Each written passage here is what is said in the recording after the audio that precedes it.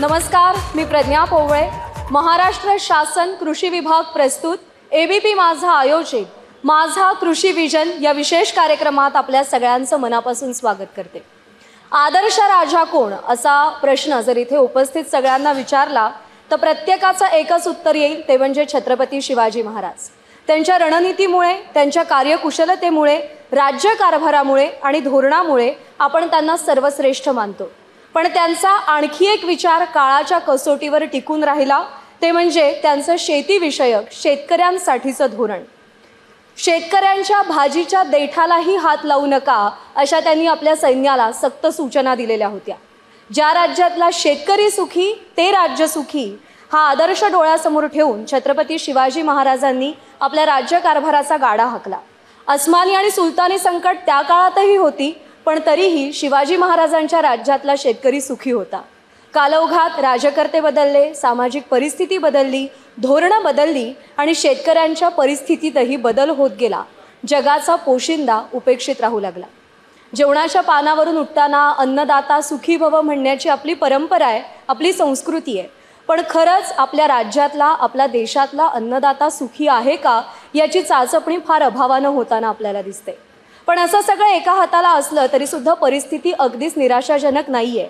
कारण का विद्यमान केंद्र सरकार आणि राज्य सरकार शेतकऱ्यांसाठी, त्यांच्या भवितव्यासाठी, शेतीसाठी अनेक नवीन नवीन योजना आणत आहे आणि त्या योजनांच्या अंमलबजावणीसाठी प्रयत्नशील असल्याचंही आपल्याला दिसून येत आहे.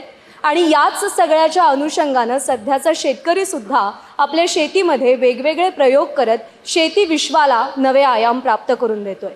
कृषी क्षेत्राचं वर्तमान, कृषी क्षेत्राचं भविष्य या सगळ्या संदर्भात आपण एबीपी माझा आयोजित आणि महाराष्ट्र शासन कृषी विभाग प्रस्तुत माझा कृषी विजन या कार्यक्रमामध्ये उहापोह करणार आहोत, चर्चा करणार आहोत. पहिल्या सत्राला आपण सुरुवात करतोय. शेतकऱ्याचं काम असतं ते म्हणजे जमीन नांगरून त्यामध्ये बीजाची पेरणी करणं.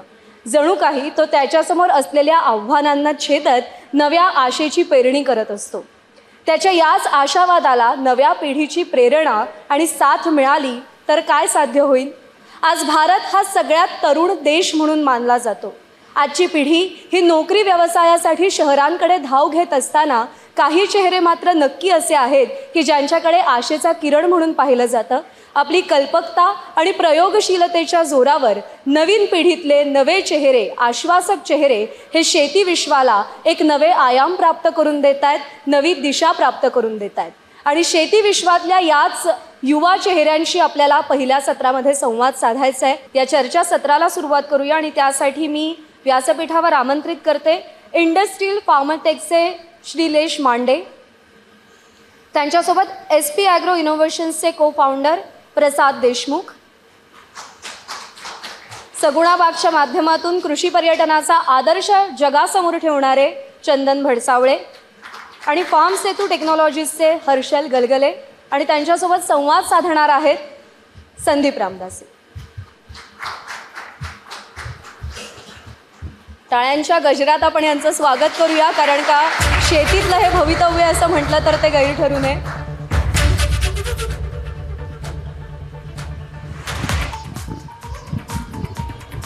नमस्कार. शेतीचं भविष्य कसं आहे याच्याबद्दल नेहमी आपल्याकडे चर्चा केली जाते. बऱ्याचदा निराशेचे सूरच आपल्याला दिसतात. पण शेतीचं भविष्य कसं आहे हे जर का तुम्हाला जाणून घ्यायचं असेल तर आपल्या या पॅनलिस्टकडं एक नजर तुम्हाला टाकावी लागेल. कारण ही आहे उद्याची शेती राखणारी, जोखणारी, पुढं नेणारी जनरेशन नेक्स्ट. आपल्यासोबत ॲग्री स्टार्टअपमधली तरुण मंडळी आहेत. तसंच जे शेतकऱ्यांना वेगवेगळ्या पद्धतीनं मदत होईल अशा पद्धतीचे टेक्नॉलॉजी प्रोव्हाइड करणारे आहेत. आणि शेतीला जोडधंदा म्हणून ज्याला आपण बघता येईल, कृषी पर्यटनाचा एकदम स्कोप जितका वाढतो आहे आपल्याला जे दिसतं आहे, त्याचे जे बेस ज्यांनी तयार केला तो पुढं घेऊन जाणारी पिढी पण आत्ता आपल्यासोबत आहे. तर आपल्याला यांच्याकडनं जाणून घ्यायचं आहे की ॲग्री स्टार्टअपचा बद्दल आपण विचार करतो. गेल्या काही वर्षातला ॲग्री स्टार्टअप हा परवलीचा शब्द बनला. तर तुम्ही ज्यावेळेस हे सुरू करायचं ठरवलं तर तुमची काय भावना होती त्याच्यामागं श्रीलेश? ज्यावेळेस आम्ही हा निर्णय घेतला की इंजिनिअरिंग नंतर आपण काहीतरी करायला हवं, तर जे बॅकग्राऊंड आपलं होतं, म्हणजे माझे वडील देखील शेतकरी आहेत. जुन्नरमध्ये 4 एकर आमची ऊस शेती आहे. त्याचबरोबर आमचे एक प्रोफेसर जे आम्हाला गाईड करत होते आणि माझे काही 7 कलीग ज्यांना देखील शेतीची बॅकग्राऊंड आहे. इंजिनिअरिंग केल्यानंतर ऑब्व्हियसली हे असतं की आपण करिअर करावं, कुठेतरी जॉब करावा, पण शेतीची जी दुर्दशा होत चालली होती किंवा त्याच्यामध्ये जे लिमिटेशन्स आम्हाला दिसत होते ते कुठेतरी ते करू देत नव्हते. मग तेव्हा आम्ही हा निर्णय घेतला की आपण हे कशा पद्धतीने शेतकऱ्यांना मदत करू शकतो. तर त्याच्यामध्ये सगळ्यात उत्तम एक पर्याय आम्हाला दिसला की तंत्रज्ञान आणि शेतीचं ज्ञान या दोन्हींचा एक संयोग साधून आपण स्टार्टअपद्वारे एक किफायतशीर व काय म्हणता येईल की चांगल्या पद्धतीचं तंत्रज्ञान शेतकऱ्यांपर्यंत पोहोचू शकवतो. म्हणून मग आम्ही तिथून ती सुरुवात केली आणि मग इंडस्ट्रियल फार्मटेक प्रायव्हेट लिमिटेड ह्या कंपनीची स्थापना आम्ही पुणे येथे 2018 येथे केली आणि त्याच्याद्वारे लहान शेतकऱ्यांसाठी, विशेषतः लहान शेतकऱ्यांसाठी त्यांना परवडणारे आणि शाश्वत असे तंत्रज्ञान त्यांना द्यायचे आहे या हेतूने आमची कंपनी किंवा स्टार्टअप ही वाटचाल करत आहे. आणि तुमच्या स्टार्टअपचा सगळ्यात महत्त्वाचा पिकअप पॉईंट कुठला होता? आमच्या स्टार्टअपचा महत्त्वाचा पिकअप पॉईंट अशा पद्धतीने सांगता येईल की आम्ही फोकस करत होतो की बरेचसे जे तंत्रज्ञान होतं ते कुठेतरी चीन किंवा सारख्या देशांमध्ये ज्याला क्वालिटी नसायची किंवा मग ते युरोपियन किंवा वेस्टर्न कंट्रीजमध्ये येत होतं जे खूप कॉस्टली होतं, आपल्या शेतकऱ्यांना ते परवडण्यासारखं नव्हतं. मग त्यावेळेस आम्ही हा निर्णय घेतला की त्याच पद्धतीचं तंत्रज्ञान पण त्यात क्वालिटी ही असावी व आपल्या शेतकऱ्यांना ते परवडावं देखील, म्हणून आम्ही 3 वेगवेगळ्या क्षेत्रांवर फोकस करण्याचा निर्णय घेतला. एक आहे फार्म मेकॅनायझेशन, एक आहे फार्म ऑटोमेशन आणि तिसरं आहे फूड प्रोसेसिंग. हे 3 शेतीमधली क्षेत्र अशा रीतीची आहेत की ज्याच्यामध्ये जर आपण एक क्रांती घडवू शकलो टेक्नॉलॉजीद्वारे तर संपूर्ण शेतीचं अर्थकारण हे बदलू शकतं, पूर्ण इकोसिस्टीम बदलू शकते. मग त्यात आम्ही जेव्हा फूड प्रोसेसिंगमध्ये गारवा ह्या शुगरकेन ज्यूस मशीननी सुरुवात केली व आज महाराष्ट्रभर हजारोहून अधिक मशीन आहेत, तो आमचा एक प्रकारे पिकअप पॉईंट होता व आता ऑटोफार्म ऑटोमेशनद्वारे आम्ही पुढे जात आहोत. आणि आपल्यासोबत SP ॲग्रोचे प्रसाद देशमुख आहेत, को फाउंडर आहात तुम्ही. तर तुमचा म्हणजे ज्यावेळेस हे ॲग्री स्टार्टअप सुरू करायचं किंवा अशा पद्धतीनं आपण शेतीमध्ये काहीतरी करायला पाहिजे, तर हा विचार कधी झाला आणि त्याची गरज आहे शेतकऱ्यांना असं तुम्हाला कसं वाटलं? खरं तर मी एक स्वतः शेतकरी आहे आणि ज्यावेळेस आम्ही हे आमच्या यंत्राचं इनोव्हेशन चालू केले त्यानंतर आम्हाला कळलं की आम्ही स्टार्टअप आहोत. तर गरज ही शोधाची जननी आहे हा जो शब्द आहे हा शब्दप्रयोग तिथं लागू झाला. म्हणजे ज्यावेळेस आम्ही शेती करत होतो त्यावेळेस शेतकऱ्यांना ज्या अडचणी आल्या म्हणजे त्या यांत्रिकीकरण असेल, म्हणजे शेतीतली सर्वात महत्त्वाची समस्या आहे की मजुरांची समस्या आहे. आणि एक 20-30 वर्ष जर आपण पाठीमागं बघितलं तर त्यावेळेस मजूर मोठ्या प्रमाणावर अवेलेबल व्हायचे आणि आज परिस्थिती अशी आहे की शेतामध्ये मजूर भेटत नाही आहे. त्याच्यामुळे शेती आपली करण्यासाठी माणसं भेटत नाही, आता आपली पडीक पडली थोडक्यात असं म्हणू. आणि भारत हा जगातला 1 नंबरचा लोकसंख्येचा देश होईल काही दिवसामध्ये आणि ह्या देशाची शोकांतिका अशी आहे की त्याच्यामध्ये लेबर भेटत नाही शेती करण्यासाठी आणि त्याला पर्याय यांत्रिकीकरण हा एकमेव पर्याय आहे त्याच्यामध्ये. आणि मला स्वतः शेती करत असताना ज्या अडचणी आल्या त्या सोडवण्याचा आम्ही आमच्या लेवलला प्रयत्न केला आणि कालांतराने जे यंत्र आम्ही विकसित केले ते शेतकऱ्यांच्या पचनी पडले, त्यांनी मदत केली, त्यांच्या उत्पन्नात भरीव वाढ झाली आणि अशा प्रकारे आमचा स्टार्टअप त्याच्यामध्ये उभा राहिला. तर तुमच्या त्या पूर्ण इनोव्हेशनबद्दल आपण बोलणारच आहोत. एकदा हर्षल गलगलेंकडनं मी येतो पहिल्यांदा. हर्षलजी, तुम्ही बहुतेक UK तुमचं शिक्षण झालं, तुम्ही त्याच्यासाठी तिथं काम पण केलं एन्व्हायरमेंटच्या वेगवेगळ्या विषयांवर. मग भारतात येऊन आपल्या शेतकऱ्यांना मदत होईल अशा पद्धतीचे काहीतरी सर्व्हिसेस सुरू कराव्यात. फार्म सेतूच्या माध्यमातून तुम्ही जे काम करताय त्याची गरज तुम्हाला का वाटली? माझं शिक्षण मेनली ग्रॅज्युएशनपर्यंत भारतातच झालं, महात्मा फुले कृषी विद्यापीठातून. पोस्ट ग्रॅज्युएशन आणि PhDसाठी मी UKला गेलो. तिथं गेल्यानंतर एन्व्हायरमेंटल सेक्टरमध्ये काम करत असताना लक्षात आलं की आपल्या भारतातनं येणाऱ्या प्रोडक्ट्सला डिमांड आहे. मग आपण तेवढ्या प्रकारे आपण तो क्वालिटीचा प्रोडक्ट्स येत नाही आहे. ओके. आणि मग त्याच्यामध्ये जी पारदर्शकता आणायची आहे त्याच्यासाठी जे काही करण्यासाठी काय कसं करता येईल ह्या दृष्टिकोनातून हा प्रॉब्लेम कसा सॉर्ट आऊट करता येईल आणि टेक्नॉलॉजीचा आम्ही कसा आपण वापर करू शकतो ह्याच्यामध्ये, जेणेकरून आपल्या देशाचे शेतकरीसुद्धा उत्तम दर्जाचा प्रोडक्ट बनवू शकतात आणि त्याच्यासाठी त्यांना तेवढ्या किमतीचे मोबदला पण मिळू शकतो. ह्याच्यासाठी म्हणून आमचा प्रयत्न सुरू झाला आणि त्या ह्याच्यातनं आम्ही हा उपक्रम सुरू केला. आपल्यासोबत चंदन भडसावळे आहेत. सगुणा बागेचं नाव तुम्ही ऐकलं असेल, कृषी पर्यटनातलं मोठं नाव आहे. तर त्या सगुणा बागेचं पुढची जी पिढी आहे ती म्हणजे चंदन.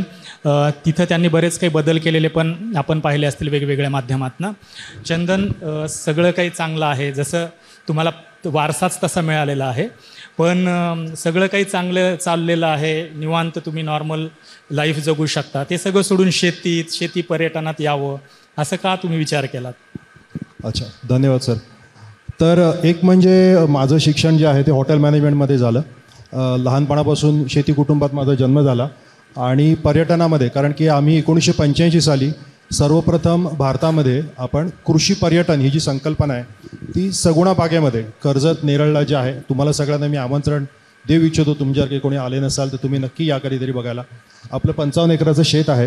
तर तिथे आपल्या इकडे सापांच्यामुळे, साप आपल्या इकडे वडील शेती करत होते आणि जे आत्ता प्रश्न आहेत की जे शेतीमध्ये एकतर आपल्याला प्रतिष्ठा नाही, त्यांची पुढची पिढी शेतीमध्ये परत येऊ इच्छित नाही. जसं देशमुख साहेबांनी सांगितलं की काम करायला माणसं मिळत नाहीत, असे अनेक प्रश्न त्यांना भेडसावत होते वडिलांना. 76 साली ते अमेरिका सोडून परत आले. आपण जे प्रिंगल्स नावाची कंपनी तुम्हाला माहिती असेल, जी चिप्स, प्रिंगल्स जे बटाट्याचे चिप्स असतात, ती त्यांनी चालू करण्यामध्ये त्यांचा हातभार होता, वन ऑफ द डायरेक्टर्स. ती सोडून ते माझ्या आजोबांच्या सांगण्यावरून सोडून इकडे भारतात आपल्या माणसांबरोबर काम करावं म्हणून परत आले. तर त्याच्यानंतर काही जमत नव्हतं, शेतीमध्ये खूप काम करणं जमत नव्हतं. मग समहाऊ वेगवेगळ्या प्रकारे ते ट्राय करत होते, प्रयोग करत होते. तर सापांचं विष काढून ते हाफकिन इन्स्टिट्यूटला विकावं, ही एक अत्यंत वेगळी आगळी संकल्पना आली. त्याच्यामुळे कृषी पर्यटनाला जन्म झाला. त्याच्यानंतर ही जी पर्टिक्युलर ॲक्टिव्हिटी आहे, जशा अनेक ॲक्टिव्हिटी आपल्याला सरकारमधली बरीचशी माणसं बंद करायला लावतात, वेगळं काहीतरी करायला लागलं की बंद करतात. तर तसंच ते पण बंद करायला लागलं. ते ऑफकोर्स फॉरेस्ट ॲक्टमध्ये येत होतं, त्यावेळेला माहिती नव्हतं, पण ते हळूहळू बंद करायला लागलं आणि पण त्याच्यामुळे पर्यटनाला सुरुवात झाली. आणि मी 2006 साली माझं शिक्षण, मी MBA केलं हॉटेल मॅनेजमेंटमध्ये आणि मी परत आलो 2006 साली. तेव्हा आमच्याकडे साधारणपणे 35 कामगार होते. आज आपल्याकडे 200 कामगार काम करतात. सगळे स्थानिक कामगार आहेत. एकही आमच्या गावाच्या बाहेरचं सुद्धा नाही, तालुक्याचं सोडाच, आमच्या गावाच्या बाहेरचं सुद्धा एकही कामगार नाही. आणि आमच्या आजूबाजूला, जसं तुमचा सगळा संपन्न भाग आहे नाशिकचा, तसं आमच्या इकडे सुद्धा आजूबाजूला सगळे MIDC वगैरे बऱ्याचपैकी मोठ्यामध्ये अगदी 15-20 मिनटावर तरीसुद्धा 200 कामगार, तरुण, स्त्री आणि पुरुष आमच्याकडे काम करतात. आमच्या इकडे अजिबात स्टाफ टर्नओव्हरचा प्रॉब्लेम नाही आहे. तर हे सगळं आत्ता आपल्याकडे आहे. आणि हे सगळं करून म्हणजे मी 2006 साली आलो, त्यावेळेला 35 लोक, ते आज 200 लोक काम करतात. आणि आपल्याकडे आता साधारणपणे दर आठवड्याला एक साधारणपणे 1000 पर्यटक येतात. सो अशा प्रकारे आता सध्या सगुणा बागेची परिस्थिती आहे. आणि आपल्या गावामध्ये येऊनच मोठं व्हावं ही संकल्पना असल्यामुळे मी परत आलेलो आहे. आता श्रीलेश, ही ज्या पद्धतीनं तुम्ही सुरुवात केली ॲग्री स्टार्टअपची, तर त्यावेळेस आपण जनरली बघतो की लाल फितीचा हा शब्द नेहमी वापरला जातो, की रेड टेप आहे. शेतकऱ्यांना म्हणा किंवा सर्वसामान्य परिवारातल्या मुलांना माहिती मिळत नाही, योजनांची माहिती मिळत नाही, किंवा बऱ्यापैकी अनास्था अशी दिसते, पर्टिक्युलरली सरकारी विभागाकडनं. तुमचा अनुभव काय होता? त्या बाबतीत आमचा अनुभव त्या तुलनेने चांगला राहिलेला आहे. कारण काय झालं, आम्ही ज्यावेळेस सुरुवात केली 2018मध्ये, त्यावेळेस शेतकऱ्यांचं उत्पन्न दुप्पट करावं असं एक टार्गेट घेऊन केंद्र सरकार किंवा मोदी सरकारने काम सुरू केलं होतं. त्याच्यामध्ये डायरेक्ट बेनिफिट ट्रान्सफर हे जसं फ्रंट एंडला सुरू झालं होतं की जे सगळ्या शेतकऱ्यांना माहिती आहे, त्याच बाजूला एक बॅक साईडला स्टार्टअप्सना देखील आपण मदत करावी, जेणेकरून की फक्त सबसिडी किंवा फक्त आर्थिक मदत हे न होता इनपुट टेक्नॉलॉजी किंवा इनपुट्स आहेत त्याच्यामध्ये जर कटिंग एज टेक्नॉलॉजी आणता आली तर तो हा खूप सस्टेनेबल असा शेतकऱ्यांना होणारा फायदा असणार आहे. काय म्हणता येईल, ती सबसिडी झालं किंवा जी आर्थिक मध्ये तात्पुरती मलमपट्टी, पण शेतकरी स्वतःच्या पायावर उभा राहावा आणि त्याचं शेतीतलं उत्पन्न हे सस्टेनेबल असावं, इकॉनॉमिकली, इन्व्हायरमेंटली. याच्यासाठी मग तंत्रज्ञानाची आवश्यकता होती. पण ते होतंय काय आत्तापर्यंत की बाहेरचं जे तंत्रज्ञान आहे तेच आपल्याकडे येऊन रिप्लिकेट केलं जातं. पण आपली शेती वेगळी आहे, आपला शेतकरी वेगळा आहे, आपल्याकडे फ्रॅगमेंटेशनचा प्रॉब्लेम आहे. पिढ्यानपिढ्या शेती डिवाइड होत जाते, वेगळी होत जाते. बाहेरच्या देशांमध्ये 1500 एकर 2000 एकर हे म्हणजे एक छोटं फार्म असं पण म्हटलं जातं. आपल्याकडे त्यामध्ये कदाचित पूर्ण गाव असू शकतं तेवढ्या एकरमध्ये. हा फरक तिथे आणि आपल्या तंत्रज्ञानामध्ये. मग ते काय करावं लागेल, तर स्टार्टअप्स जे वेगवेगळ्या क्षेत्रात काम करू शकतात, जसे देशमुख साहेब आहेत, कारण शेतीत जेवढी मोठी आहे, जेवढी वास्ट आहे, तेवढे प्रश्नसुद्धा वेगवेगळे वास्ट आहेत. म्हणजे फार्म सेतूचं तंत्रज्ञान कदाचित आम्हाला कळणार नाही, देशमुख साहेबांचं तंत्रज्ञान आम्हाला कळू शकेल, पण आमचं त्यांना कळू शकेल. म्हणून मग त्यावेळेस नुकतीच RKVY रफ्तार म्हणजे department ministry of agriculture, department of science and technology यांनी ग्रांट्सच्या माध्यमातून, वेगळ्या प्रोग्राम्सच्या माध्यमातून स्टार्टअप्सना मदत द्यायला सुरुवात केली होती. तुम्ही म्हणताय त्या पद्धतीने माहिती कमी असते. आम्ही पुण्यात असल्यामुळे त्या तुलनेत आम्हाला ती लवकर माहिती झाली, आम्ही सुरुवात केली. पण आज कसं झालं की सोशल मीडियामुळे वेगवेगळे जे प्लॅटफॉर्म आहेत, तुम्ही याच्यामुळे बऱ्याच ग्रामीण भागातल्या म्हणजे SP ॲग्रो एक चांगलं उदाहरण होऊ शकतं. ते गावात राहून आज ते स्टार्टअप करतात, आम्ही पुण्यामध्ये करतो. म्हणजे तो गॅप देखील आता ब्रिज होतो. तोच प्रश्न आहे की लाल फितीचा कारभार आपण नेहमी ऐकतो, तर तुम्हाला कृषी विभागाकडनं म्हणा किंवा कृषी संबंधित ज्या काही संस्था आहेत तर त्यांची तुम्हाला मदत झाली? निश्चितच मदत झाली.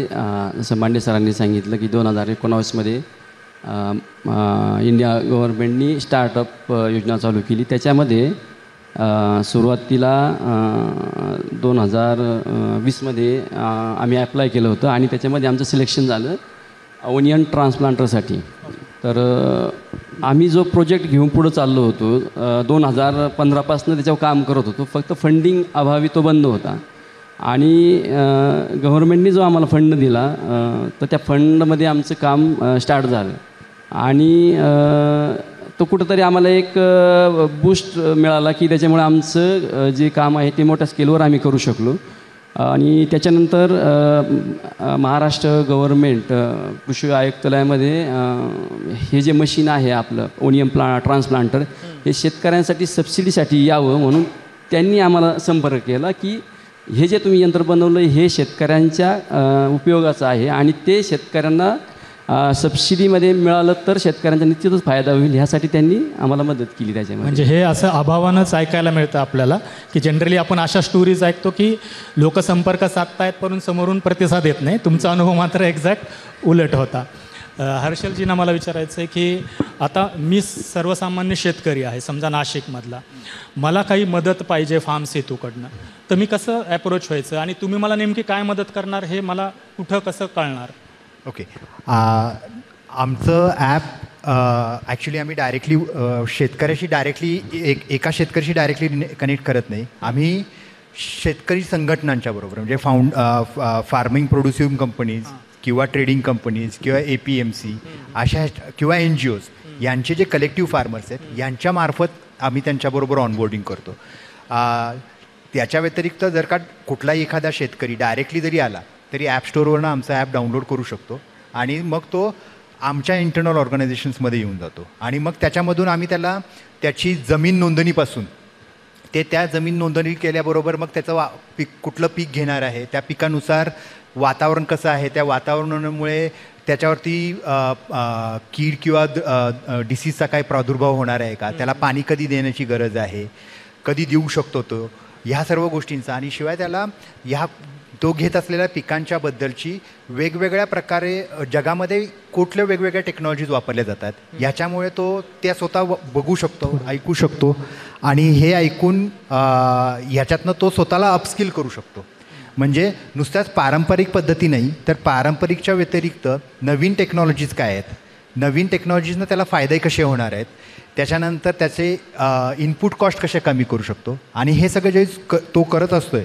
त्याच्यानंतर जर तो तिसरा जो पार्ट आहे जो आम्ही सेतू केअर म्हणतो, केअरमध्ये म्हणजे कसे की आपण जी काही उत्पादनं वापरतो आहे, इनपुट्स वापरतो आहे, तर त्याचा नक्की शेतीवरती काय परिणाम होतो आहे, मातीवरती काय परिणाम होतो आहे, त्याच्या ह्याच्यामध्ये प्रॉडक्टमध्ये काय परिणाम राहणार आहे, किती दिवस त्याचा परिणाम राहणार आहे, ह्या सगळ्याची आम्ही पारदर्शकता, त्याची नॉलेज वाढवायचा प्रयत्न करतो. पण म्हणजे याच्याबद्दल आत्ता जरी अवेअरनेस कमी आहे असं आपण म्हणता येईल, राईट, पण तो अवेअरनेस वाढवायचं काम सुद्धा तुम्ही करत काम करतो कारण ग्राहकांकडनंच तशा पद्धतीची डिमांड येत राहणार आहे. राईट. चंदन, आता आपण बऱ्याचदा असं बघतो की शेतकरी इकडं पिकवत राहतो, तिकडं ग्राहक पैसे देऊन त्याचा शेतमाल विकत घेत राहतो. याच्यामध्ये खूप मोठी दरी राहते, साखळी पण आहे पण बेसिकली ती दरी आहे.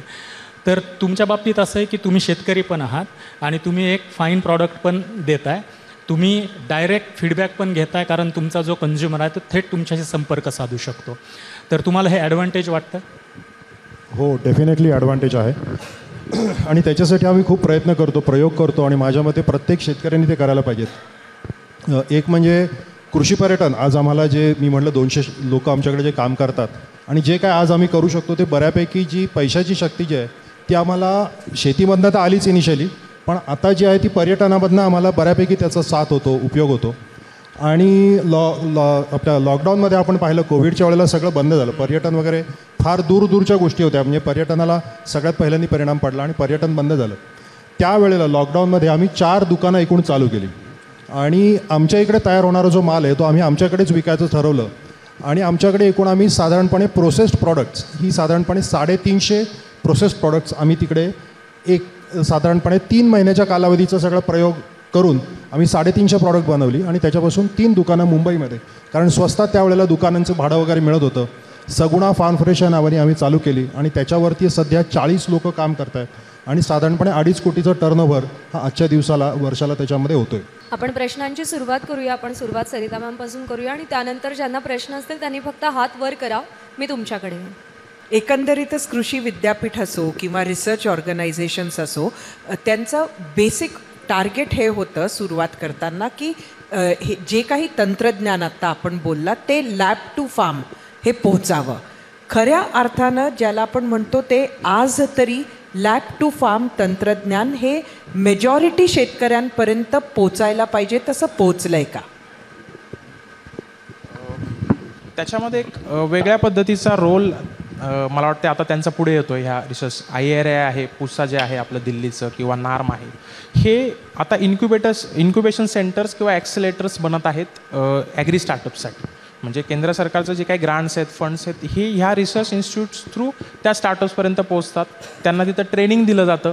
त्याच्यामुळे काय होतं, त्यांची जी ऑलरेडी असणारी एक्सपर्टीज आहे, जसं तुम्ही म्हटलात की रिसर्च त्यांना लॅब टू फार्मपर्यंत पोहोचवायचं आहे, त्याला आणखीन एक वेगळ्या पद्धतीने अत्याधुनिक तंत्रज्ञानाची जोड देऊन पोहोचवण्यासाठी त्यांना स्टार्टअपची मदत होत आहे आणि स्टार्टअपना देखील त्यांची मदत होत आहे. आणि ते मला वाटतं जास्त इफेक्टिव्ह पद्धतीचं एक मेकॅनिझम होत आहे किंवा होऊ शकतं असं मला वाटतं. माझा प्रश्न आपल्या सर्वांनाच आहे आणि त्याचबरोबर इथे बसलेल्या सर्वच शेतकरी मित्रांना आहे.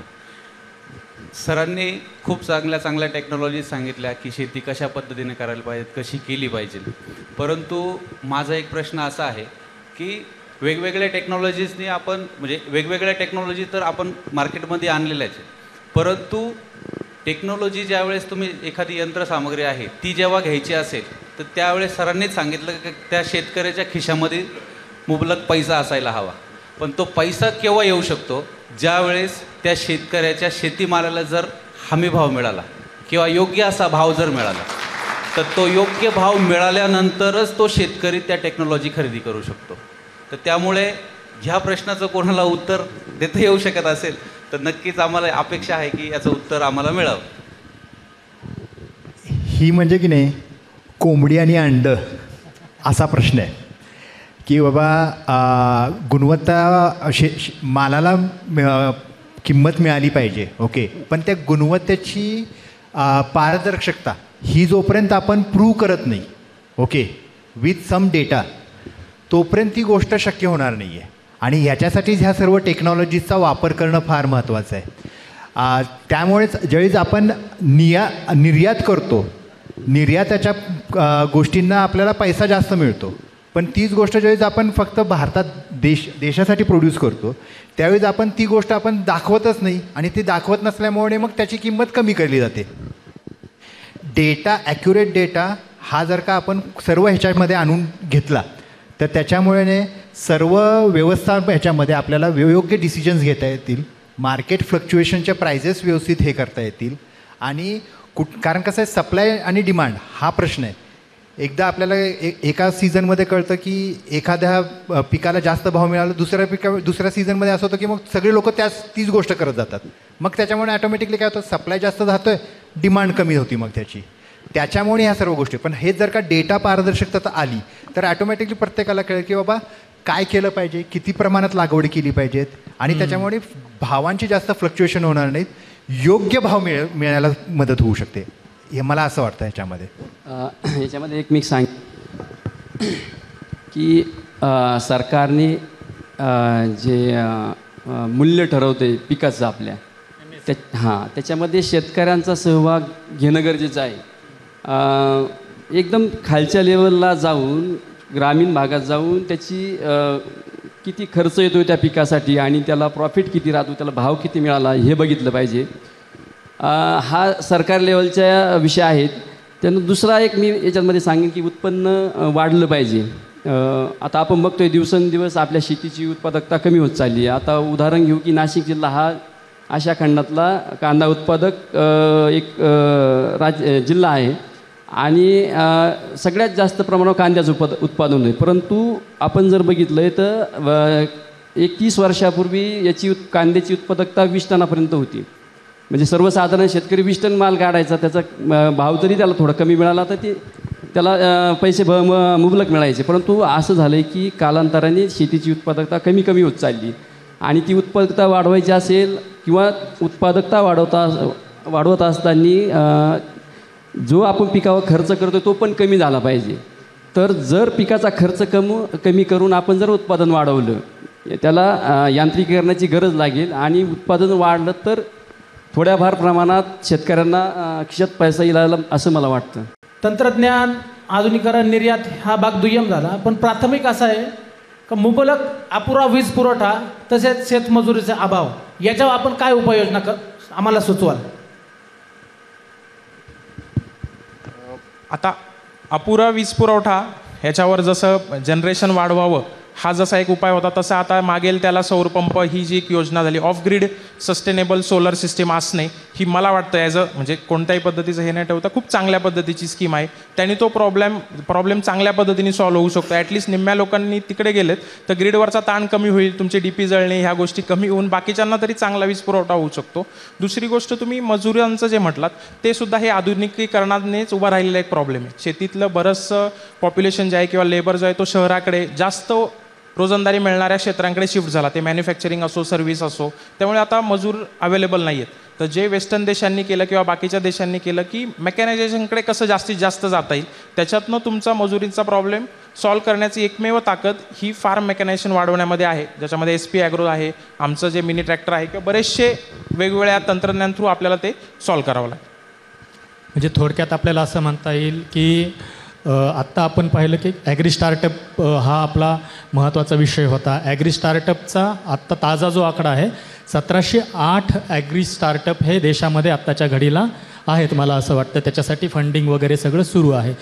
त्यातला सगळ्यात मोठा वाटा हा आपल्या महाराष्ट्राचा आहे. महाराष्ट्रामध्ये असे बरेच 266 बहुतेक महाराष्ट्रामध्ये आत्ताच्या घडीला ॲग्री स्टार्टअपची नोंदणी आहे आणि त्याच्यासाठीची जी फंडिंग आहे ती पण आपल्या महाराष्ट्रात, त्याच्या खालोखाल कर्नाटक आहे, तामिळनाडू, म्हणजे ही जी नेहमीची राज्य आपल्यासमोर येतात तर त्याच्यातल्या युवा पिढी म्हणूया आपण हे स्टार्टअपमध्ये उतरलेली आहे.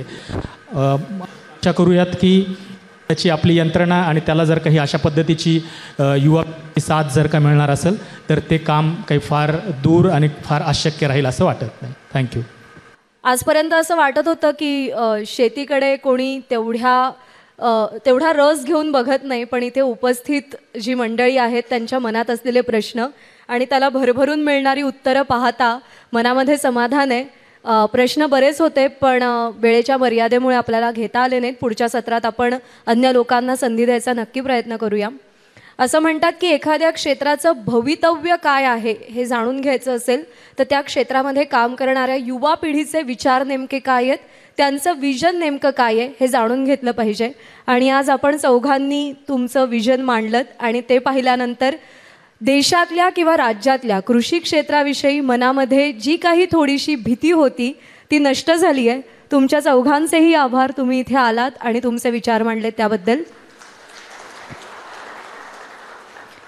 आणि मी ABP माझाच्या संपादिका सरिता कौशिक मॅम यांना विनंती करते की त्यांनी व्यासपीठावर यावं आणि पाहुण्यांना फेलिसिटेट करावं.